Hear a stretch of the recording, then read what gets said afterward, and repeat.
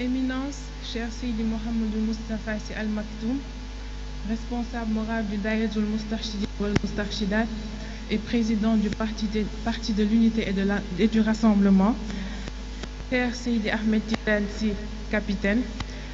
mesdames et messieurs responsables nationaux et de commission du mouvement du Dahiratoul Moustarchidine wal Moustarchidat de l'Unité et du Rassemblement, distingués invités. C'est aujourd'hui pour moi un immense honneur doublé d'émotion, de prendre la parole devant vous. L'émotion est due à la qualité et au rang du parrain du jour. Émotion liée à ce défi qui nous rassemble aujourd'hui. Nous voici réunis une fois de plus pour perpétuer une œuvre chère au ciel et pour laquelle des générations éméritées ont consenti toutes les ressources de leurs existences sans en prouver la moindre lassitude.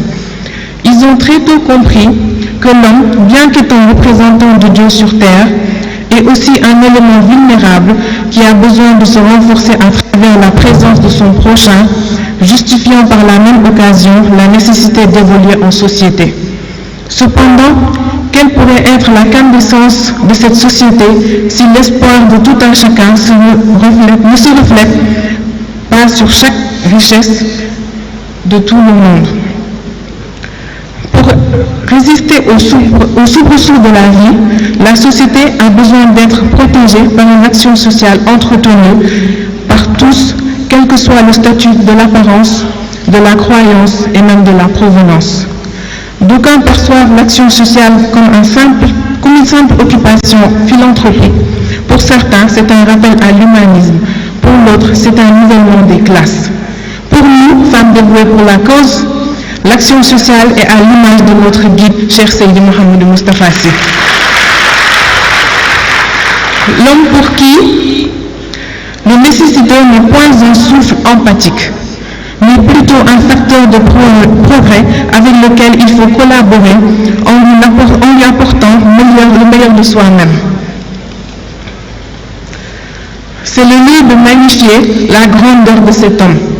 qui a su plonger dans les ténèbres de l'intolérance sociale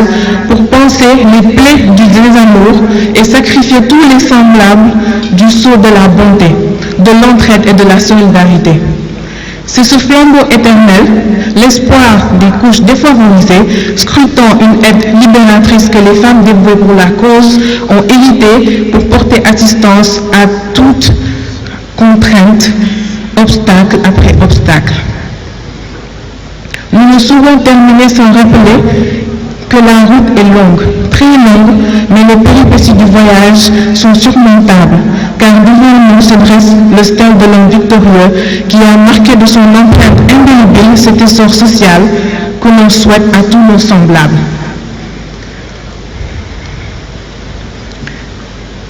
Ngeen baal ma sànni quelques kàddu ci wolof.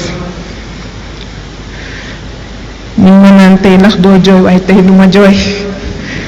sëriñ bi nga mbaal ma rek ma sànni la kàddu ji. góor gu tedd gi papa de tous les moustarchides di ñu mës a jaaxle ndax yow rek lañu gis yaa taxaw démb ak tey di ñu tett si yoonu njub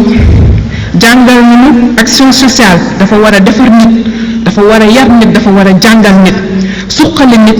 balaa dund di ñëw. yaa xàllal yoon moo tax ñu engagé wu fas yéene def groupement bi un chef-d'œuvre bu mat sëkk, fas yéene yi dévoué pour la cause incha allahu. góor gu tedd gi yaa ñu xettali, yaa ñu gindi ba labuñu ci géeju réer, yaa ñu uuf nampatal ñu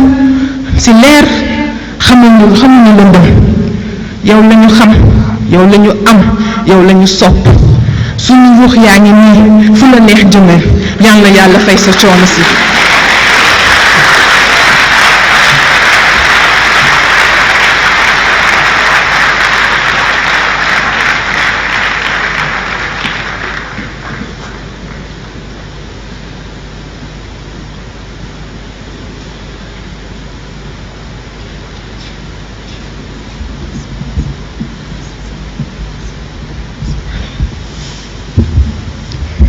asalaamaaleykum wa rahmatullah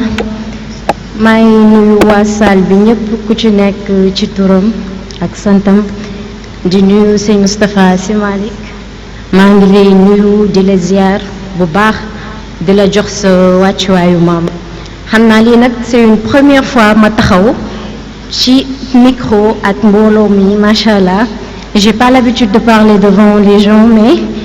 xol bu fees am na loo xamante ni buñ ko waxul Sy Malick duñu gor bokk dañu bokk lu ñu bokk muy Pape Cheikh Ahmed Tidiane Sy Al Maktoum mu bokk ak Al Amin ndey ak baay te ngay suñu fierté Sy Malick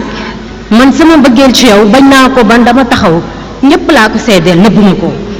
may félicité nag sama doom ji muy Fatima soxna Umu Xayri aussi tamit ñu nekkandoo ensemble jàngandoo cours Sainte Marie de Anne nekkandoo kër soxna Maam Fama Al Amin mais Sy Malick sama cofeel ci yow yàlla laa ko seedeel te tey dama koy wax ñëpp dégg ko ndax bu loolu weesoo nee naa astukan Maram Selbe Abdoulaye Walimata Xumba ay sataak borom dee dekk li ci jaxaaw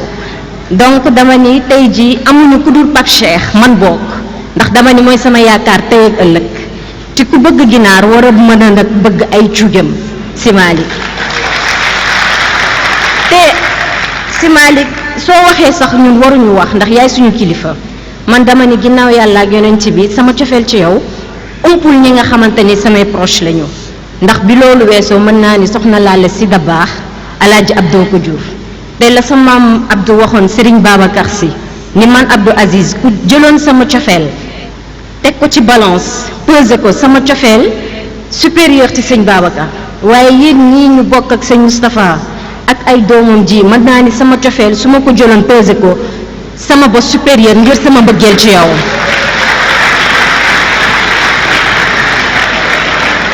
di la wax nag Sy Malick di la feddali ni man sa rakk ji soxna Fat Sy Al Amin di caatam te sama yaay bàjjen Sophie Dem Aminta Kan a ko jur Aminta Kan ak soxna asukan bokk ndey ak baay kon fii su ma fi taxawee war naa fee taxaw te di la wax ni Sy Malick fépp foo mën ci nekk rek man sa rakk ji pare naa pour ànd ak sama doom yi di seen bàjjen ànd koog yow fii ba keroog àdduna di tukki ngeen baal ma àq nag bu baax waaw li nekk sama xol fallait que ma génne ko ndax su ma ko génnewul rek day nekk tricherie te nee naa c'est la sincérité qui rend nos actes beaux et honorables nit ku nekk def sincérité mooy lépp Sy Malick te suñu sag nga suñu fierté nga suñu sag nga ci kër Soxna Astou waaw la Daba Mbaye wax rek ni la ñu ngi lay xaar Sy Malick mais man ñii nga xamante ni que ci surtout Serigne Babacar Sy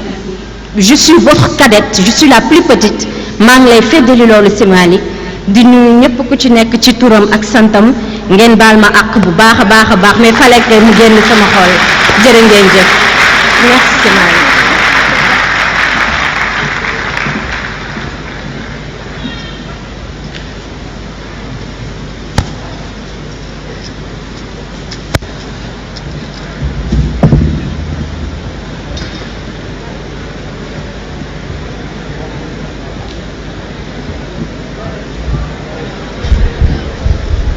ñu ngi jaajëfal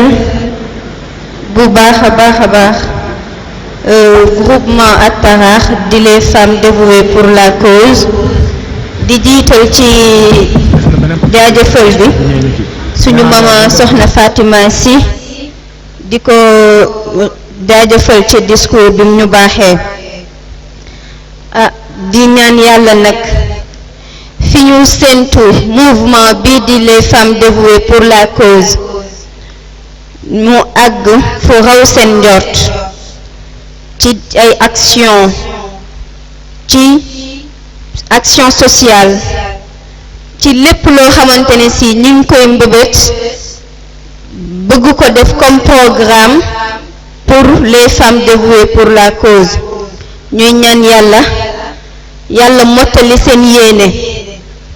ñuy ànd ak yéen ba lépp sotti incha allah dañuy continuer programme bi toujours di ànd ak ku nga xamante ne si ñi ne ci daayira bi min nañ ko bu baax a baax de par sa belle voix, de par xasida yim ñuy woyal, de par